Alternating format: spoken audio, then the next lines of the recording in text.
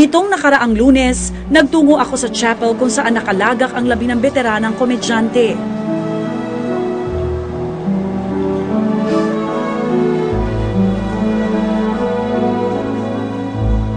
Dito, personal kong nakausap ang anak ni Joy na si JC, na siyang nakasaksi sa mga huling sandali ng kanyang ina bago ito pumanaw. Hi JC, and condolences mula sa tunay na buhay. No? Maswerte kami dahil nakausap namin si Nanay Joy mo last year. Natatandaan mo ba kung gaano siya katagal sa ospital noon? Chinese Gen? Yeah, Chinese Gen. Around mag 2 months siguro. Nasa 2 months na siya. 2 months. Stay. Binalikan niya ba agad ang show business? Actually, yes. Meron siyang mga guestings. Even shooting dapat siya have.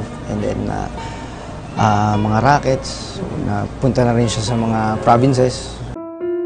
Dahil ayaw nang lumubha ang kanyang kalagayan, kwento ni JC, naging maingat na rin daw ang kanyang ina sa kalusugan nito. Ano yung mga tinanggal niya o binawas niya sa sistema niya matapos niyang makonfine sa ospital? Less sodas and then sugars.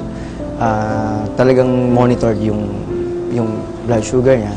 Yung mga pagkain na which is mga bawal din, iwas lang din. Unti-unti na raw nabalik sa normal ang kalagayan ni Joy, kaya ikinagulat daw nila ang bigla nitong pagpanaw. Itong mga nakalipas na araw bago yung Sabado, no? Meron bang, mas lagi nilang tinatanong, may premonition ba? Tinatanong niya ako palagi kung anong gusto kong kainin, na magluluto daw siya ng pagkain na masarap for me, sinigang, kasi favorite ko. Which is she did, and then sabay-sabay naman kami nag-lunch.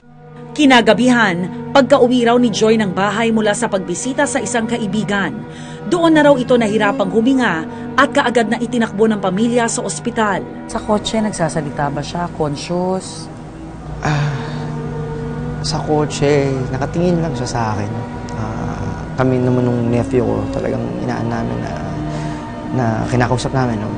Laban, huwag kang bibitaw. Gising ka, huwag kang bibitaw. Kausapin mo kami na. And then, siguro, along the way, siguro, mid ng, doon na siguro na nangyari na wala na siya.